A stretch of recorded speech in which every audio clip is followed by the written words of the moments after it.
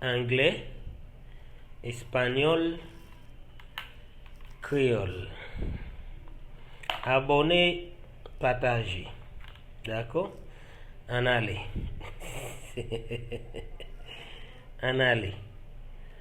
Et don't pick on me. Don't pick on me.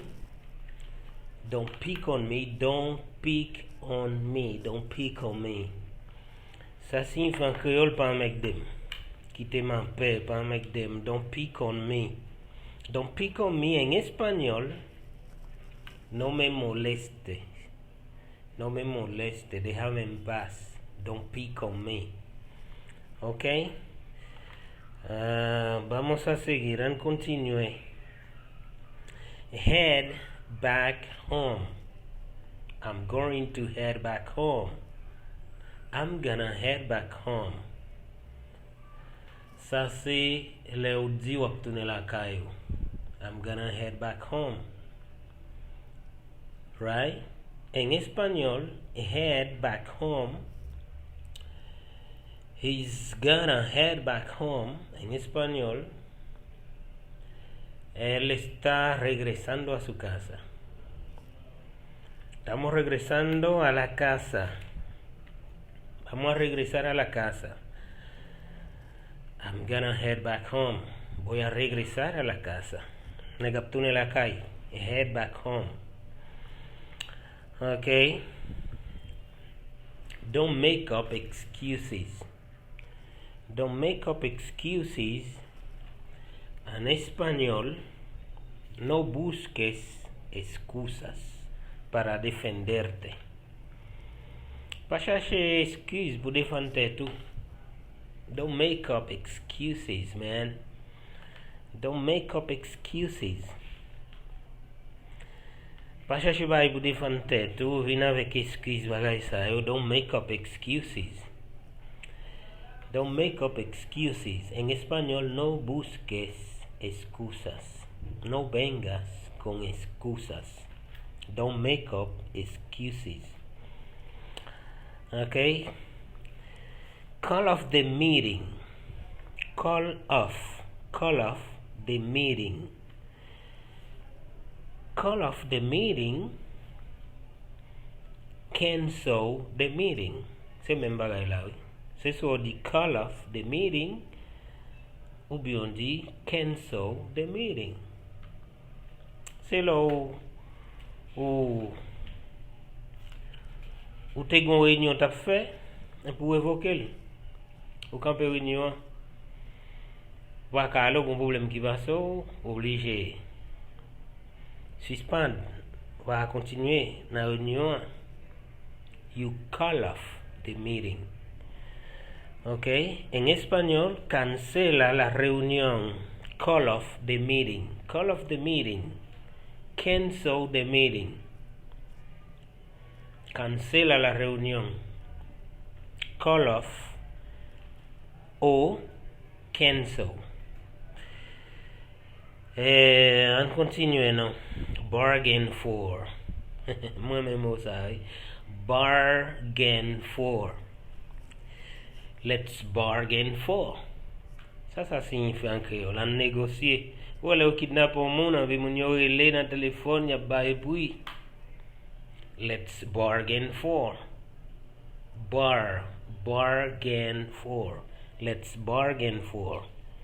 Bargain for. Vamos a negociar. Let's bargain for. En español, bargain for es negociar. Let's bargain for. En español, vamos a negociar. En créole, on négocie, on cherche un moyen pour nous entendre. Let's bargain for. Let's bargain for. Okay? And continue now. Cheat on your husband. Cheat on your husband. Ça c'est les ou gen madame ou gen mari ou puis ou coucher avec un l'autre nègre ou coucher avec l'autre fille. You cheat on your wife. Done? Lò kouche ou ke madame ou gen menaj pou wap fè ba avèk on lot moun. You cheat on your wife, you cheat on your husband. Okay? En español, cheat on your wife, engañar a su esposa. Don't cheat on your wife. No engañe a su esposa. Don't cheat on your husband. No engañes a su esposo. En creole, don't cheat on your wife. Respecte madame. Don't cheat on your husband. Respecte mari. Pas n'a fait coucher avec l'autre monde. Respectez-le. Cheat on your wife, cheat on your husband. Okay? And continue now. Cheer up. C-H-E-E-R-U-P. Cheer up. Cheer up, c'est là où dit maintenant prends force, prends courage, pas décourager. Cheer up, man. Cheer up. Okay? En español, cheer up, anímate. No pierda la esperanza. Cheer up. Anímate. En créole, prends courage. Cheer up. Okay? Put on your shoes. Put on your pants. Put on your clothes. Put on your dress. Mettez dessous, ou l'on va pas habiller. Put on your clothes. Put on your dress. Et mettre souliers dans pied. Put on your shoes. Et mettre pantalon sous. Put on your pants. Et ou ka di getting dressed too. Put on your dress. Ou bien ka di getting dressed. Ok, mettre dessous, habiller. L'on va déshabiller, l'on va tirer dessous. Et getting on dress. I am getting on dress. Me estoy quitando la ropa. Me voy a tirar dessous, me deshabiller. Ok. Get on dress. Me estoy poniendo la ropa, me estoy vistiendo. I am getting dressed. I am putting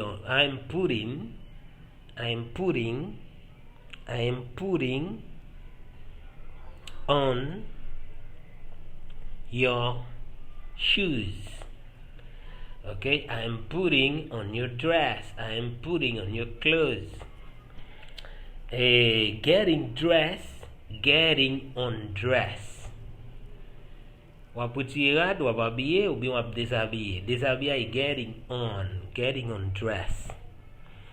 En español, me estoy quitando la ropa. I am getting on dress. Me estoy poniéndola. I am getting dressed. M'da souhaité nous comprendre classe là, puis prononcer mon yo, j'entends de prononcer, hein. Et puis mettez anglais, créole, espagnol sur nous. C'est important, hein. Ok. Eh bien, continuez, non. Blow me away. Blow me away. En español, sorpréndeme. Blow me away. Blow me away. Sorpréndeme en español. Blow me away. En créole, c'est l'on dit mon bon. Si pour nous, bah mon surprise. Bon, l'autre façon de dire ça en créole, oui. Mais du fait que me fait trop de temps, ça me parle créole, bon. Et quand c'est de bagages, m'a vraiment songer. L'autre dit mon bah mon surprise. Surprendre-moi. Blow me away. Blow me away. Bon, vous avez besoin d'une façon qu'a dire oui, non, vraie façon de dire ça en créole, l'on va jouer nous-mêmes. Ok, en espagnol, es sorpréndeme. Blow me away. Surprise-moi. Pas mon surprise. Gon l'autre façon de dire ça. Même pas songer. Ok, and continue. Don't let me down. Don't let me down. Don't let me down. Ça veut dire en créole, c'est le, par exemple, ou di moun nan pou pas ba une déception. Bon? Ou kon le moun nan fò une déception pour pas faire déception. Lo kwen non moun, ou pas se moun ap deveni un bagay, et puis son gros vol el deveni. Bon? Moun sa let you down. Okay? Don't let me down. Mkwen nan ou. Pa bam deception. En espagnol no me decepcione. Don't let me down. Don't let me down. No me decepcione. Don't let me down. Et en créole, m'confie nan ou, m'kwen nan ou, pi go bam déception. Mais ça ta supposé qu'on l'autre façon, ça ta supposé qu'on l'autre explication en créole. Moi je ne quand même, moi même qui faut passer.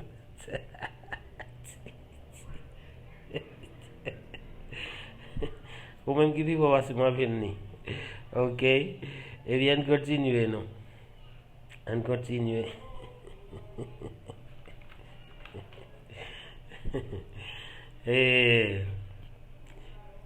Can we meet up? Meet up. Can we meet up? Est-ce que nous pouvons réunir pour nous parler? Meet up, c'est réunion. Let's meet up. En réunir. En espagnol, let's meet up. Et vamos a reunirnos. Vamos a reunirnos. Let's meet up. Okay? Can we meet up? Can we meet up? ¿Podemos reunirnos? ¿Es que nunca reunimos pita pour nous faire parler? Can we meet up? Okay? Carry on. Carry on es seguir adelante. Everybody needs to carry on. En créole, c'est le wap. Ou besoin progresser. Carry on. Carry on. C'est progrès. Carry on. Progresser. You need to carry on. Ou besoin sortir qui côtoyer, ou besoin grandir, ou besoin progresser. Carry on. En espagnol, salir adelante. Carry on. Siga adelante. Carry on. Stand for yourself. Stand for yourself, défendete tú. En español, defiéndete. En español, defiéndete. Stand for. Stand for yourself. Defiéndete.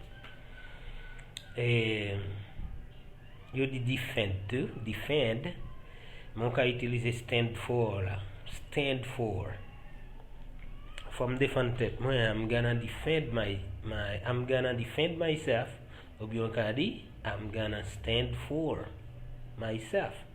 I'm gonna stand for myself. M'a défendre moi. Quel que soit gens ça venir m'a défendre, I'm gonna stand for myself. Me voy a defender como sea. En español, I'm gonna stand for myself. Me voy a defender de una forma u otra. I'm gonna stand for myself. Okay. Eh bien, continue, ¿no? Hurry up. Hurry up. Fais rapide, pues. En español, date prisa. Date rápido. Hurry up. Hurry up. Y écrit H-U-R-R-R-Y. Ça que on m'a appelé là? H-U-R-R-Y. En espagnol, H-U-R-R-Y. Hurry up. Date prisa. O date rápido. Fais rapide. En espagnol, en créole, fais rapide. Clear up. Clear up. Clear up. Clear up, c'est éclairci. Bam éclairci ça pour. Let me clear it up for you. Clear up, éclairci. Vam expliquer ça vous, vam éclaircir ça vous. I'm gonna clear it up for you. En español es aclarar. Vamos a aclarar eso. Okay, let's gonna clear it up. Clear it up. Clear it up. Okay. Vamos a aclarar ese asunto. Let's gonna clear it up. Eh bien, continuemos. Get along with. You need to get along with me. Faut moi avoir nous les bien servi avec l'autre. Ok, c'est moi ça. Moi aussi je ça. Ok.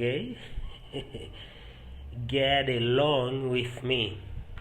Get along with me es en español llevarse bien con una persona.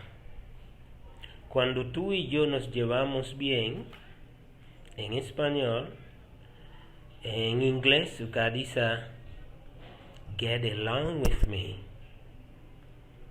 Let's gonna get along. Get along. Get along es llevarse bien. Get along with me. Bravo, nous supposons bien servir l'un avec l'autre. Get along with me. Get along with you. Get along together. Il en a bien servi l'un avec l'autre. Get along with. Okay? I try to get along with you. Je fais tout ça capable pour bien servir avant. Get along. Okay? Get along with. N'a continué. Cut him off. Suspend pas la velle. Cut him off. I cut him off. Je suspend pas la velle, bloqué. Maintenant pas la velle encore. I cut him off. Cut him off. Cut him off, right? You cut me off. Suspend pas la velle, me bloqué. You cut me off. You cut me off. I cut you off. Okay, en español, cut him off es cuando ya tú dejaste de hablar con alguien. You cut him off. You cut him off. Cut him off. Le dejaste de hablar. You cut him off. Le bloqueaste. You cut him off. You cut him off. Bueno. Bien, continuez. And continue. Give away. Give it away. Fais cadeau ça. Baili. Bon monde qui a besoin. Give away. Give it away. Fais mon cadeau. Give it away. Un bagay que ou gen la caille ou que ou pas besoin ou bien ou gen un pile là-dedans puis ou fais mon cadeau yon. You give it away. Give it away. Lo fais mon cadeau. Give it away. Baili, fais mon cadeau. Regálalo en español. Give it away. Give it away. Give it away. Regálalo. Give it away. Regálalo. Dónalo. Give it away. Okay, bien, continue. Look after your brothers. Look after your brothers, okay? M'a sorti là besoin pour voyer yo sous tifo yo. Tifo yo potentiellement avant voyer sur ou même qui responsable yo. Look after your brothers. Okay? Ça c'est papa ou bien maman toujours utiliser phrase ça. De la sorti là quitter Timonia un grand frère, un grand sœur, il dit look after your brothers. Si veille sous tifo yo. En español, look after your brothers. Vigile a tus hermanos. Vigílalo, cuídalo. Cuide a tus hermanos. Look after your brothers.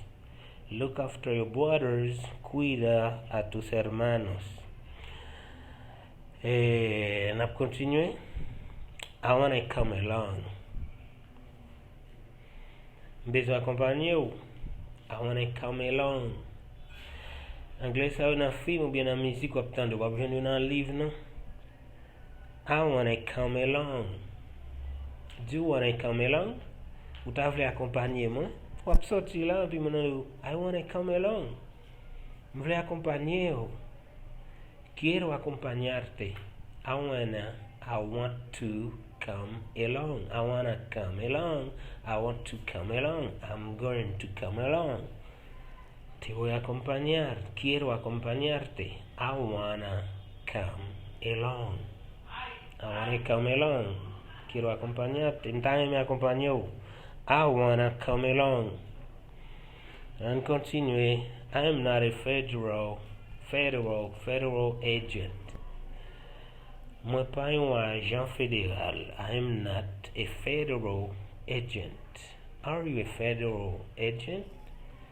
Vous êtes un agent fédéral? Are you a federal agent? Yes, I am. ¿Es usted un agente federal? En español. Are you a federal agent? Are you a federal agent? ¿Es usted un agente federal? No, I am not. No lo soy. Ok, est-ce que vous êtes un agent fédéral? Non, c'est pas ça. Moi, I am not a federal agent. Federal agent. As soon as possible. I'm gonna do it as soon as possible. I'm gonna do it for you as soon as possible. Ma fais ça vous cool ça possible ma fait vous. As soon as possible. Ça possible ma fais ça vous. As soon as possible I'll do it for you. Okay? As soon as possible. En español, tan pronto sea posible. As soon as possible. Tan pronto sea posible. As soon as possible. Okay, I'm different from you. I'm different from you. C'est le dit mon nom cher. Moi aussi deux mondes différents non différents pile. I'm different from you. I'm different from you. Moi aussi moi aussi deux mondes très différents. I'm different from you. En español, usted y yo somos muy diferentes. I am different from you. Yo soy muy diferente a usted. Usted y yo somos dos personas muy diferentes. I am different from you. On finit avec phrase ça parce que vidéo va trop longue. Burden, don't burden. Don't burden. C'est l'autre monde, don't burden. C'est par exemple, vous avez goûté avec madame ou là, ou bien petit pour un voisin imaginage, vous voulez entrer dans ça. Don't burden. Pas entrer dans un qui pas, comment on dit ça, qui pas mêlé ou. En créole. Don't burden. Don't burden. Pas mettre dans un qui pas gado. En espagnol, no te metas. Don't burden. No te metas. No te metas en cosas que no te no te metas en cosas que no te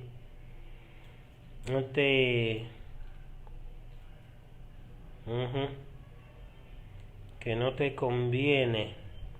Ok, don't burden, no te metas. En creole, pas mettre una bagaille qui pas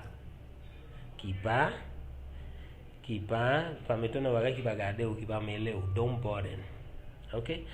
Et bien, on a quitté classe là, et pour prochaine fois, pas oublier partager, et puis abonner. D'accord? Portez-nous bien.